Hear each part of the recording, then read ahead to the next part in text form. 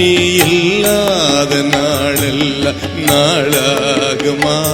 நீ இல்லாத வாழ்வெல்லாம் வாழ்வாகுமா?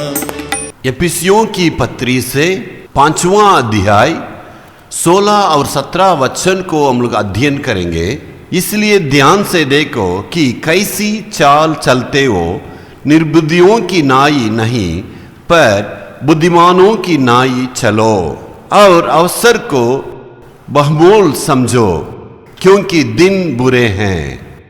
इस एफिसियों की पत्री की भूमिका के बारे में जान लेंगे तो संत पौलुस जो है अपनी मिशनरी यात्रा में एफिसियों शहर में आया, थोड़ा दिन वहां पर ठहरा था।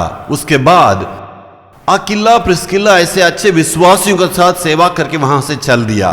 वे अपनी तीसरी मिशनरी यात्रा के दौरान इसी एफिसियों शहर में वापस आया। लगभग 2 साल वहां पर पूरा रहकर उसने आसिया देश पर पूरा सुसमाचार को सुनाया। एक अच्छी कलीसिया की उसने स्थापना की।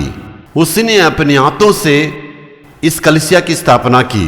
कलीसिया की स्थापना करने के बाद 10 साल के बाद वहां पर रोम नहर में बंदी हुआ। उसी वक्त में लगभग ईस्वी 62 में एफिसियों कलीसिया में उस रोमियों की जेल में से चिट्ठी को लिखा। वही ये चिट्ठी है। उस एफिसियों के लिए ये चिट्ठी को उन्होंने लिखा। जिन जिन बातों की जरूरत है आत्मिकता में, उसको बहुत सुंदर ढंग से उन्होंने लिखा है। उनकी चिट्ठियों में सबसे श्रेष्ठ चिट्ठी यही है।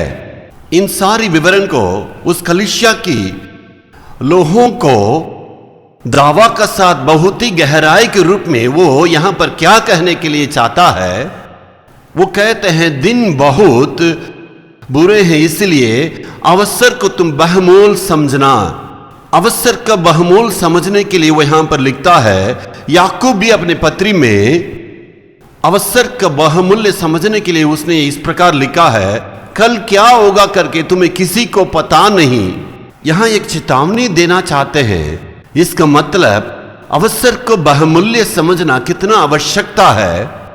मेरे अति प्रियो, याकूब इसलिए कहता है कल क्या होगा हम किसी को पता नहीं है, इसलिए प्रत्येक दिन को परमेश्वर अनुग्रह से दिया है, प्रत्येक घंटा को परमेश्वर अनुग्रह से दिया है। जो परमेश्वर समय को दिया है वो सब तोहफा के रूप में दिया। इसलिए उस सारे समयों को परमेश्वर के काम के लिए हम इस्तेमाल करना है। उनकी सेवा के लिए, उनके काम के लिए, परमेश्वर की क्रिया के लिए समय को इस्तेमाल करना है। उसकी इच्छा को ही पूरा करना है। साथ ही साथ यदि समय को आप व्यर्थ बिता रहे हैं, इसका मतलब बड़ा पाप करते हैं। ये सारी बातों को ध्यान देके इस सच्चाई पर ध्यान देना है। इसलिए अवसर को बहुमूल्य समझना है। ये हमारे लिए बड़ी आशीष है।